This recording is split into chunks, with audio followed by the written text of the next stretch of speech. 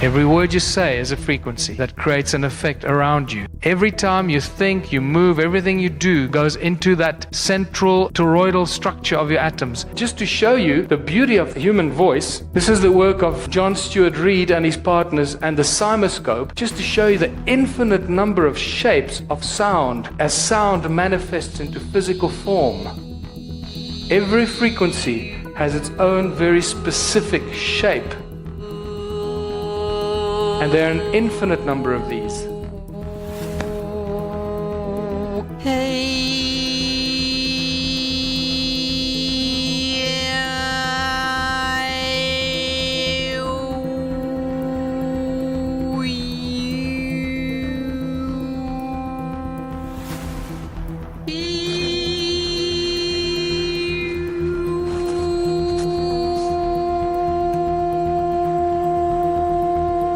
Sound manifests reality. The moment you make a sound, it goes on in three-dimensional, in all space, as a bubble out of your mouth. When you see the three-dimensional bubble cut in half, and you look at the cross-section of it, can you see the cross there in the middle?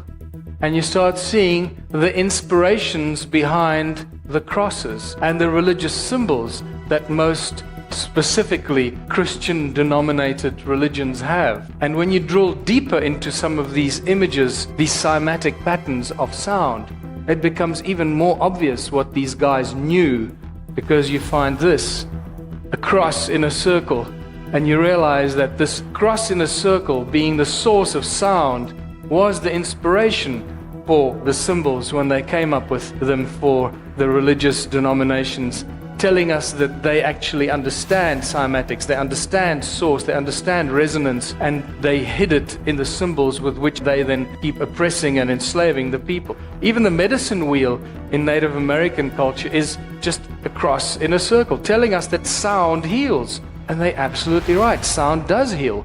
Because if sound is a primary source of all things, well, we should be able to use sound for everything. And that's exactly what we're dealing with here. Sound levitates, it boils water, it creates light, it creates DNA, it heals, it destroys pathogens. It's the precursor to electromagnetism, and this is an important thing. Sound causes electromagnetic effect, not the other way around in the universe. And this is amazing, because when all of this starts falling into place, everything can be explained. We can truly start to understand everything about the atomic structure, from the smallest atoms to everything in creation, to the galaxies and the universes and the meta-universes, and how it all fits together. And we can also start to recognize when something has gone wrong. Because when we understand the harmonics and the resonance of it and how it should behave, we can see when it's gone wrong, and then we can do something to fix it. And that's exactly what vibrational medicine and vibrational healing is all about. So this guy, Peter Davies, he has been boiling water with sound since 1940. He died about 2 years ago, and he took his secret to his grave. And that's a great shame. The only reason he took his secret to his grave is because of money.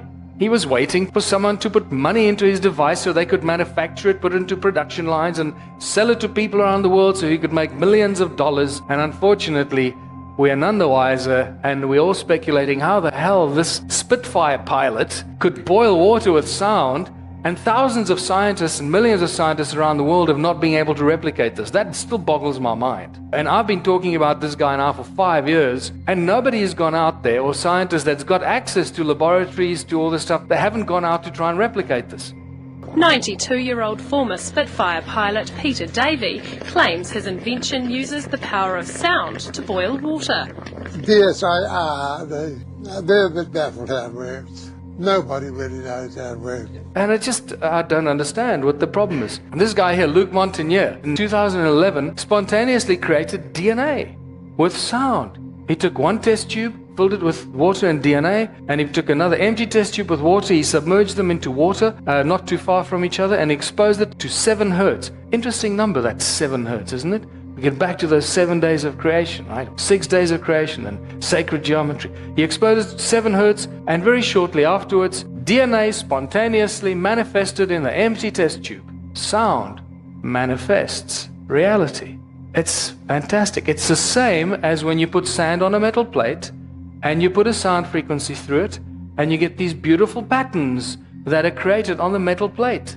Same thing, except this is in 3D, in a test tube, manifesting DNA. You know when you take a laser beam and a frog's egg, and you shine a laser beam through it and you shine it into a lizard's egg, the light picks up the DNA from the frog's egg and it deposits it in the lizard's egg, and the lizard's egg turns out to be a frog. The light picks up the frequencies and the energy from the DNA in the frog's egg and deposits it. So this is how we can start seeing how we can use sound and resonance and our knowledge of that to manipulate our own reality. Sound is free energy. This is really important for us to understand. Sound is free energy. It is the most abundant source of free energy in all of creation and on our planet.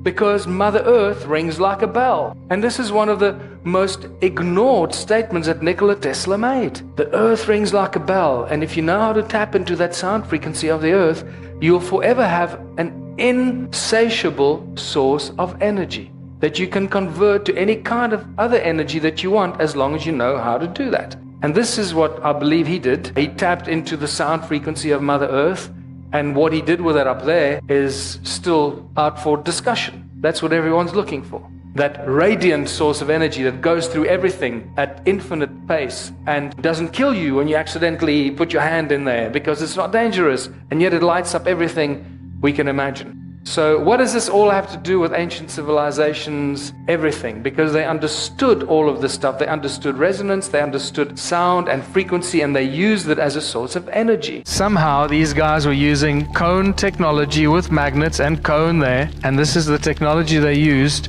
to manipulate humanity. Cone-shaped tools and ancient technology. Once I started studying this, it blew my mind. It is a completely misunderstood and ignored part of ancient civilization. Cones in all ancient cultures, in South Africa, in England, in Egypt, cones everywhere. In Australia, this Mayan deity is holding 2 cones. The importance of holding 2 cones is really critical. I'll explain to you why I believe that is so. This guy's healing, this is a Sumerian statue, healing somebody with cone-shaped tools, cone-shaped hats used in special ceremonies. Wizards wear cone-shaped hats, and their wands are cone-shaped. And then obviously the cones of these ancient beings that were doing something to us, or humans. And those are not blood vessels in the dragonfly, those are hollow tubes. And the dragonfly doesn't flap its wings like a bird, it vibrates them and buzzes them. It's the buzzing of those wings, the sound of those wings that goes into the tubes, the hollow tubes, and at the bottom of those hollow tubes there are hundreds of tiny little cones. So the sound frequency goes out of the cones, creating these toroidal fields around the dragonfly's wings, putting them into a state of gravity-free zone around them because of the cone-shaped technology in their wings. This is the most powerful antenna ever built, thousands and thousands of times stronger than any antenna before, and it can both send and receive cones on a metal plate. Pay attention to that structure. Can you see a similarity between the bug's wings and that antenna? And the plot thickens. Everything that we do in science, technology, in development, it's all just mimicking nature, biomimicry. Sound levitates. All ancient cultures talk about levitating things with sound. Not just sound, but also with mind and thought. Now, we hear about it all the time, but until you see something being levitated by sound, it's difficult to comprehend. Here's a beautiful example. Most of the stuff exists on YouTube. Everything in physics, in science, in biology, everywhere manifests in toroidal fields. Everything is a toroidal field or a torus. Everything starts out as a torus. And especially sound. Sound being the primordial source of everything, it's really important for us to understand how sound manifests into toroidal fields, toruses, torus shapes like that. And this is why every time our heart beats, it creates a very powerful toroidal field around our bodies. And because sound does not stand still and sound moves, that moving sound that creates a toroidal field around our body creates a magnetic field, and that moving magnetic field creates an electromagnetic field around our bodies, all because of our bloody beating hearts. And then you got to ask yourself, what makes your heart beat? And doctors have no answers for that. The toroidal shape of sound. We're now starting to understand how every sound, the letters of the alphabet, the vowels, and even the consonants all have toroidal shapes. Everything manifests in a toroidal field. You cannot get away from it. And then the toroidal field of sound becomes a scalar weapon and turns into scalar technology. And even color manifests in toroidal shapes and toroidal fields, toruses. Color, because every color has a frequency to it, and every frequency is a sound to it. Every light frequency has a sound frequency attached to it, and therefore it is also a torus. The shapes in nature, the shapes in triangles, the shapes that we find in sacred geometry, how even those shapes have frequencies connected with them. Keep in mind how important logos are, how important symbols are that ancient cultures and occult organizations have. Every time you're looking at a logo or a symbol of some organization, you are picking up the frequencies, the sound frequencies that come through the light that travel from that shape. Do not think you're looking at something benign, that it has no effect on you. A shape or an image has as much effect on you as a sound frequency does. When you combine the sound with the image, this is why movies are so powerful, because now you got images and the sound entering your being. We are completely brainwashed and hypnotized into a sense of hypnotic existence, believing whatever they want us to believe, whoever they are, the puppet masters. Everything is just originates in toroidal fields of resonance, and it starts with the subatomic particles like the electron. Electron is simply a coherent resonance in a toroidal field, and this is really what an electron looks like, something like this, the torus model of the electron. Everything manifests in toroidal fields. Nothing is exempt from this. Atoms are toroidal fields. Atoms are not these crazy things that we're shown as atoms today, the atomic model that we get shown today. That is a complete, that's a theory that has never been proven to be absolutely accurate. Here's a fascinating image of a molecular torus of the carbon monoxide, and you notice the similarity of this image, that creating a toroidal field going into the center, compared to the magnetic field in a cone shaped, because it seems that magnetic fields naturally form in cone shapes, because again, a torus from the top and from the bottom, there's a cone that goes into the top and a cone that comes to the bottom, and where the two cones meet, actually creating a toroidal field. So the magnetic fields of a torus actually take on a cone shape. And here's an image, cross section of a magnetic cone. Can see the similarity. So toruses and cones are inextricable, becomes a very important thing for us to grasp. You cannot separate cone technology or cones and magnetic or toroidal fields. They're the same thing. That reminds us that the solar system is a toroidal field as well, and the galaxy is a torus. And so it goes from the electron, the atom, solar system, galaxy, the Earth. The perfectly balanced toroidal shape, or the balanced magnetic torus, looks like this.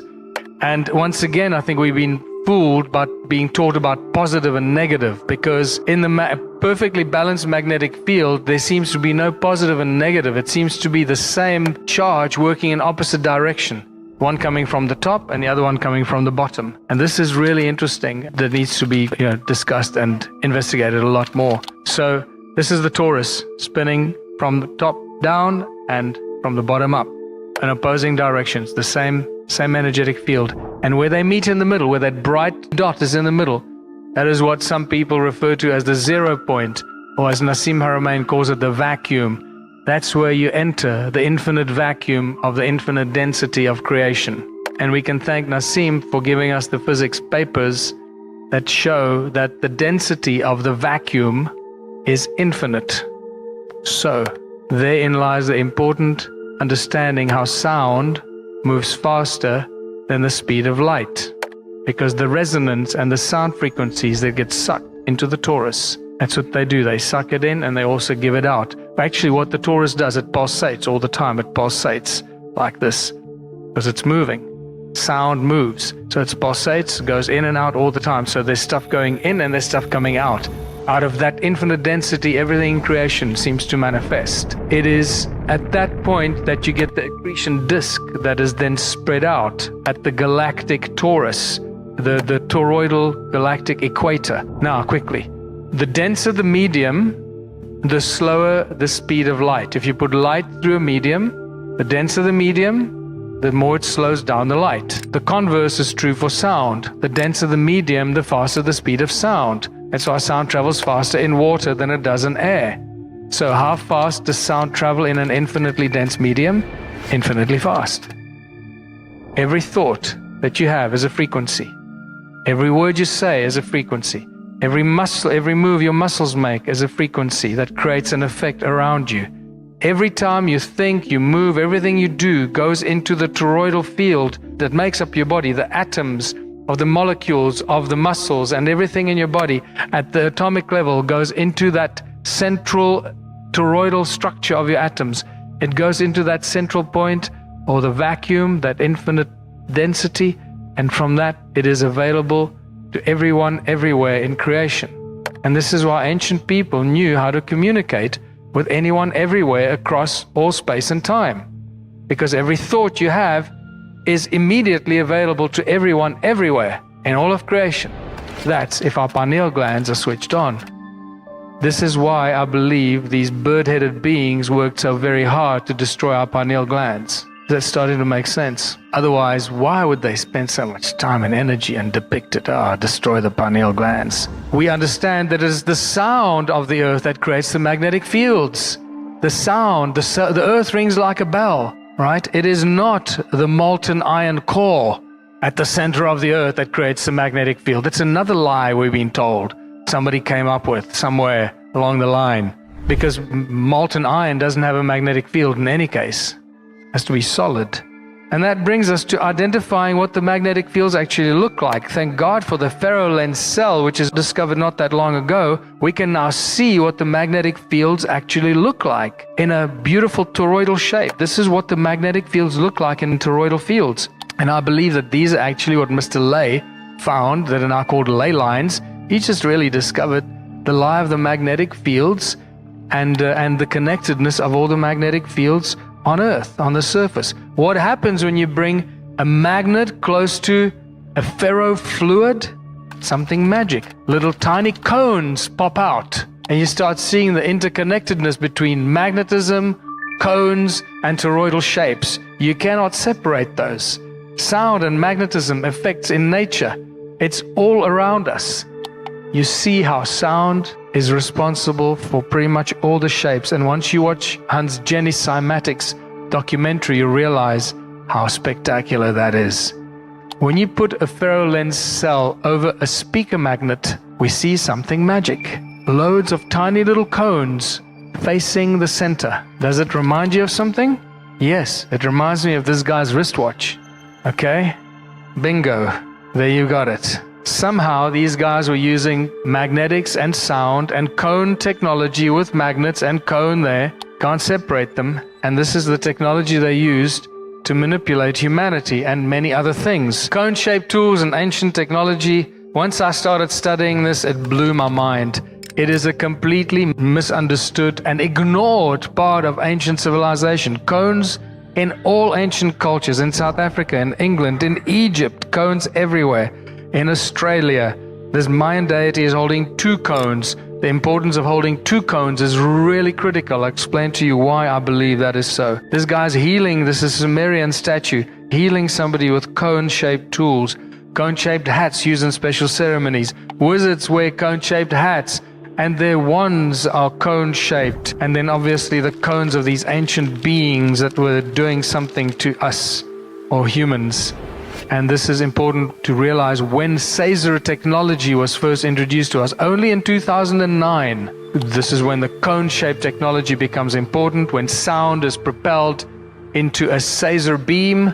So what happens when you put sound into a cone? It speeds up, speeds up, speeds up. By the time it leaves the tip, it is moving faster than the speed of light. It becomes what's known as hypersound and a Caesar. That sound frequency enters the 0 point of the toroidal field, at which point it basically creates this infinitely fast Caesar beam. What happens to that Caesar beam? That Caesar beam is surrounded by incredibly powerful magnetic fields because of the toroidal nature of that Caesar beam. So now you got the Caesar beam that is surrounded by an incredibly powerful magnetic field. If you use this cone as a tool, you can channel your thoughts. Your thoughts is a frequency into your hand holding this tool, so you don't need any other source of anything. You just need yourself, your thoughts, and a cone. So you can channel your thoughts, and that the frequency of your thought gets channeled through the cone and becomes a Caesar beam. Your thought, the energy of your thought becomes a Caesar beam. So if you're thinking, I want to chop down that mountain, I want to cut that mountain, it's that thought, that energy goes into the Caesar beam. And this, I believe, how they did it, because there seems to be very little other evidence for this other than this.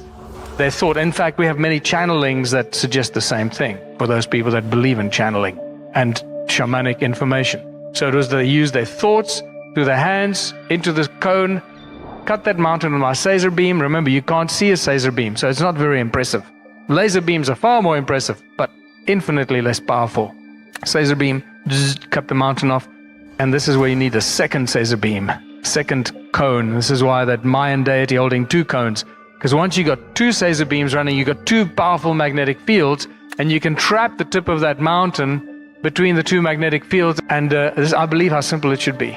Because once you got this technology, you can pretty much do everything. And this is why we see giant ancient trees chopped down. How did they chop that giant tree down? Probably with a Caesar kind of technology. We have these beautiful cone-shaped tools in the Rosicrucian Museum in San Jose that are engraved with cuneiform text that tell us that these cones were used in the construction of the temples of Sumer. Now, how would you use a cone in the construction of the temple of Sumer? And one of them mentions the temple of Inanna being built with these cone-shaped tools. And then to the rescue comes Edleed Skalnin, the man that built Coral Castle, this incredible place at the southern Florida. And he was seen levitating those giant blocks with ice cream cones in his hands.